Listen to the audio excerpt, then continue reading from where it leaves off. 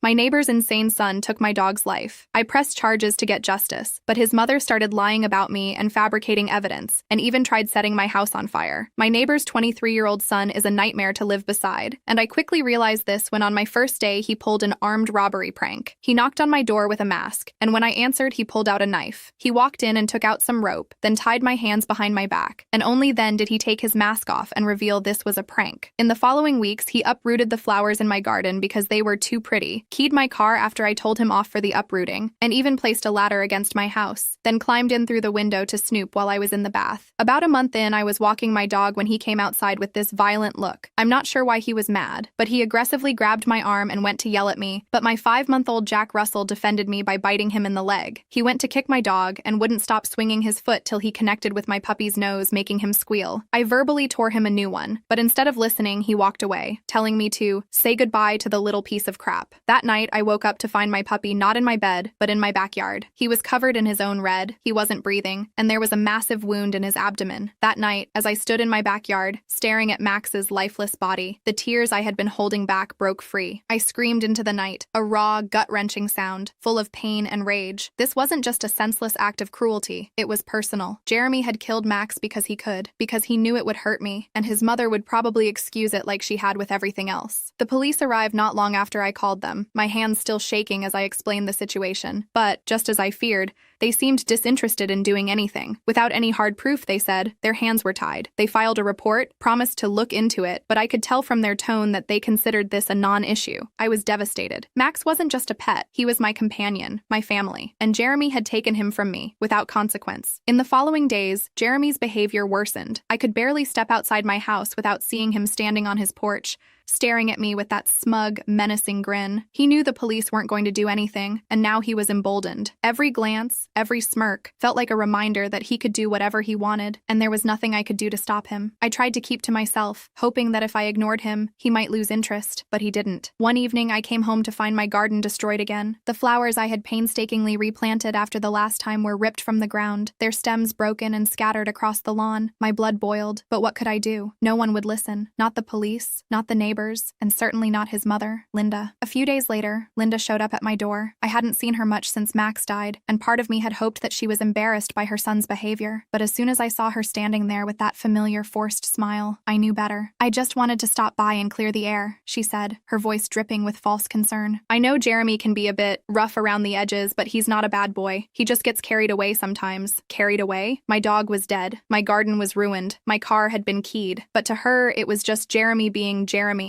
I'm sorry about what happened to Max, she continued, as if that half-hearted apology could erase what had been done. But you know how animals can get. You shouldn't leave them unsupervised. I stared at her, my mouth hanging open in disbelief. She was blaming me. Somehow, in her twisted mind, this was my fault. Your son unalived my dog, I said, my voice cold and steady. And if you don't do something about him, it's only going to get worse. Linda's smile faltered for a moment, but she quickly regained her composure. Jeremy didn't mean for things to go that far. He just has a temper, you know? But he's a good boy at heart. I think you two just got off on the wrong foot. Wrong foot? I wanted to scream. Instead, I simply slammed the door in her face. The next week was hell. Jeremy's presence loomed over me, even when I couldn't see him. I felt trapped in my own home, constantly on edge, waiting for the next prank or act of vandalism. Every time I heard a noise outside, my heart raced, fearing he was back to destroy something else. And then, he escalated. It was late one night when I heard footsteps on my porch. I froze, listening as they moved closer to the front door. My heart pounded in my chest as I crept toward the window, peeking through the blinds. Jeremy was standing there, staring at my front door. For a moment, I thought he was going to break in again, like he had the day he climbed through my window. But instead, he reached into his pocket and pulled out a small envelope, slipping it under the door. I didn't move until I heard him walk away, his footsteps fading into the night. Only then did I gather the courage to open the door and retrieve the envelope. Inside was a single sheet of paper,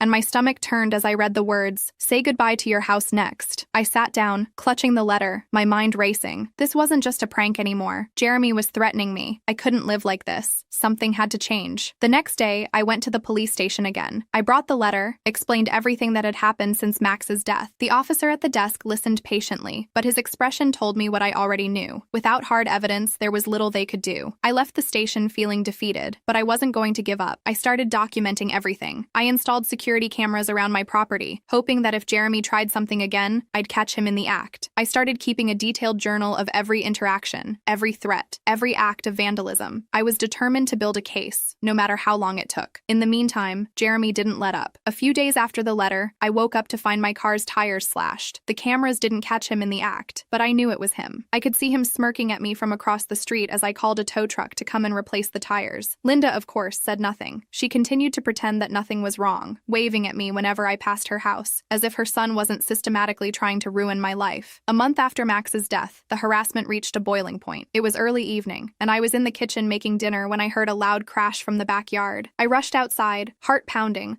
only to find that someone had thrown a brick through my sliding glass door. The glass was shattered, shards scattered across the deck. Attached to the brick was another note. "Next time, it'll be you." I felt sick. This wasn't just vandalism anymore. This was a direct threat against my life. I called the police again, my hands trembling as I explained what had happened. This time, they took it seriously. An officer arrived within minutes, taking photos of the damage and the note. I showed them the security footage, which had captured someone in a hoodie running away from my yard, but it wasn't clear enough to make a positive identification. Still, the officer promised to keep a patrol car nearby for the next few nights, just in case. It wasn't much, but it was something. The next few days were quiet, too quiet. Jeremy seemed to have backed off, and for the first time in weeks, I felt a glimmer of hope. Maybe the police presence had scared him off. Maybe he'd finally gotten bored and moved on to someone else. But then, one evening, I was walking back from the store when I saw smoke rising from the side of my house. My heart stopped. I dropped the grocery bags and ran toward the house, praying that I was wrong. But as I rounded the corner, I saw the flames. My shed was on fire. I screamed, running for the garden hose. But by the time I managed to douse the flames, the shed was nothing but a smoldering heap of charred wood. Everything inside, tools, lawn equipment, old photos, was destroyed. I stood there, staring at the destruction, my hands shaking with rage. This was it. This was the final straw. Jeremy had crossed a line, and I wasn't going to let him get away with it. The next morning, I took all the evidence I had gathered, the letters, the security footage, the journal I had been keeping, and went back to the police station. I wasn't going to leave until they took action. I sat in the waiting area for what felt like hours before a detective finally agreed to meet with me. I laid everything out, explaining the escalation of Jeremy's behavior over the past few months. The detective listened carefully, taking notes as I spoke. When I showed him the footage of the person running from my yard after the brick was thrown, he paused. "We might be able to get something from this," he said, examining the footage more closely. "It's not the best quality, but it's enough to start an investigation." For the first time in months, I felt a flicker of hope. Maybe, just maybe, Jeremy would finally face consequences for his actions. Over the next few weeks, the police investigation moved forward. They interviewed Jeremy, but of course he denied everything. Linda, as expected, backed him up, insisting that her son was being unfairly targeted. But the evidence was starting to pile up. The security footage, combined with the letters and the pattern of harassment, was enough to make a case. Then, one evening, I got a call from the detective. They had arrested Jeremy, but it wasn't for the shed fire, or the threats, or even the vandalism. It was something far worse. Jeremy had been caught trying to break into another neighbor's house. The police had found him in the act, and when they searched his belongings, they found evidence linking him to a string of break-ins around the neighborhood. He hadn't just been targeting me, he had been terrorizing the entire community. I was shocked. I had known Jeremy was dangerous, but I hadn't realized the full extent of his crimes. Finally, he was facing the consequences of his actions. The next morning, after Jeremy's arrest, I stood in my backyard where my shed had once been. The charred remains were a reminder of how much my life had changed in just a few short months. My peaceful little home had turned into a place of fear, torment, and violence, all thanks to one person. It wasn't just about the material losses, the shed, the garden, Max. It was about the sense of security I had lost, and how it had all been stripped away by Jeremy's relentless torment. As I walked through the yard, my mind wandered back to the day I had moved in. Back then, I had been full of hope. I had thought this house would be a fresh start, a new beginning after leaving behind a toxic relationship and a stressful job. Now, it felt like I had traded one nightmare for another. I spent that day cleaning up the remains of the shed, trying to salvage what little I could. Most of it was gone, burnt beyond recognition. I found a few tools, charred and blackened, but nothing of real value. As I worked, I couldn't help but wonder how much of my life Jeremy had ruined that I wasn't even aware of yet. Had he gone through my things before? Had he been in my house when I wasn't home, snooping, planning his next move? It made my skin crawl. I had installed the cameras too late to catch most of his actions, but knowing that I had at least some proof now gave me a small sense of relief. But it didn't change the fact fact that for months, he had gotten away with terrorizing me without any consequences. Later that day, I received a knock on the door. For a split second, my heart raced, but when I looked through the peephole, I saw that it was the detective who had been working on the case. I opened the door, and he gave me a sympathetic smile. "Good news," he said. "Jeremy's been denied bail. He's not going anywhere anytime soon." I let out a long breath I hadn't realized I'd been holding. Finally, a bit of justice. "Thank you," I said, my voice shaky but relieved. "There's more," he continued. "We found some things when we searched his phone. Evidence that he'd been planning to break into your house next. He had photos of your place, taken at different times of the day, notes about your routine. It seems like the fire was just the beginning." A chill ran down my spine. I had known he was dangerous, but hearing that he had been actively planning something worse made me feel sick. The detective handed me his card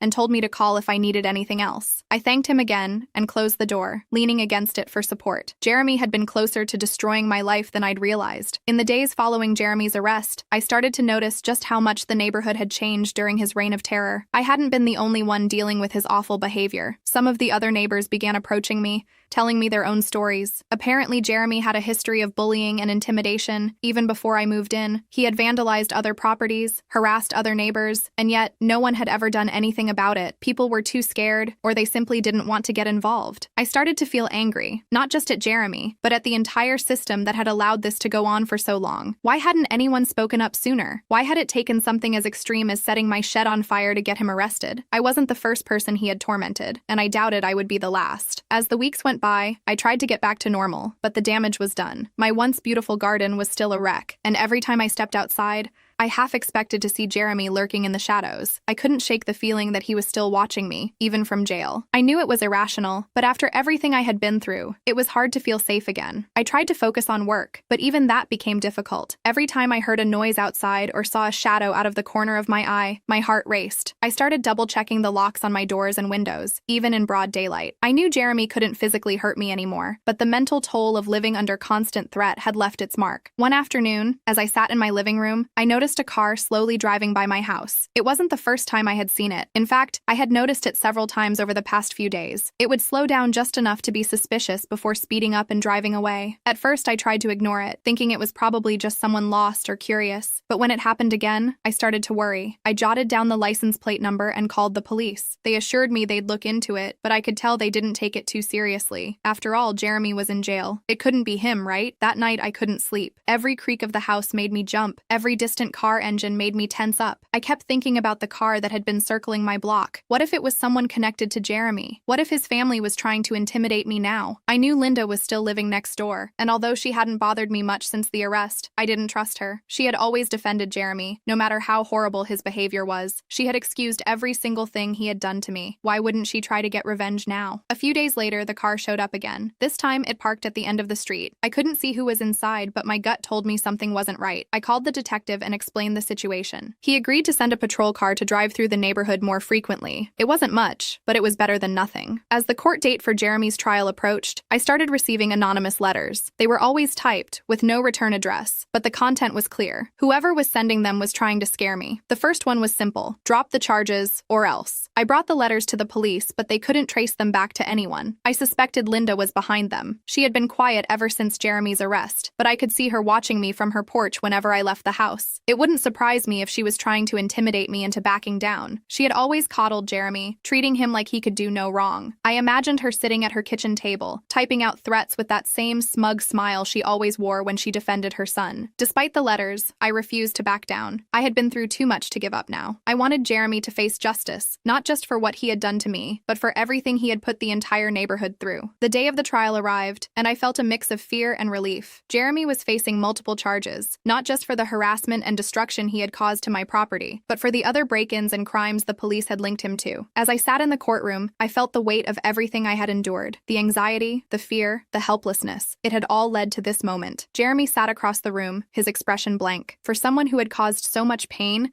he looked oddly detached. I couldn't help but feel disgusted. Even now, he didn't seem to care about what he had done. When the prosecution presented the evidence, including the footage from my security cameras and the letters I had received, I felt a small sense of satisfaction. Finally, everything he had done was out in the open. The jury could see the full extent of his actions, and there was no way he could worm his way out of it this time. Linda sat behind him, her face twisted in anger. She glared at me throughout the trial, as if I were the one on trial. She still couldn't accept that her precious son wasn't the victim here. I avoided looking at her, focusing instead on the fact that justice was finally being served. In the end, Jeremy was found guilty on multiple charges. The judge sentenced him to several years in prison, and when I heard the verdict, I felt a wave of relief wash over me. It was over. The nightmare that had haunted me for months was finally over. As I walked out of the courtroom, I could feel Linda's eyes on me, but I didn't care. I had won. Jeremy would be behind bars, and I could finally begin to rebuild my life. Over the next few months, I slowly started to feel normal again. I replanted my garden, repaired the damage to my house, and did my best to move on. It wasn't easy. The scars that Jeremy had left, both physical and emotional, would take time to heal. But with him gone, I could finally start to feel safe again. Max's memory stayed with me. I missed him every day, but I knew that I had done everything I could to honor him by standing up to the monster who had taken him from me. And as for Linda, I rarely saw her anymore. She kept to herself, likely humiliated by her son's conviction. Eventually, I heard through the grapevine that she had moved away. For the first time in months, I could finally breathe. With Jeremy in prison and Linda gone, my house no longer felt like a place of fear. It had taken time, but I had reclaimed my space. It wasn't the fresh start I had envisioned when I first moved in, but in a way, it was a new beginning, one that had been hard-earned through resilience and determination. The darkness that had clouded my life for so long had lifted, and for the first time, I could finally look toward the future without fear.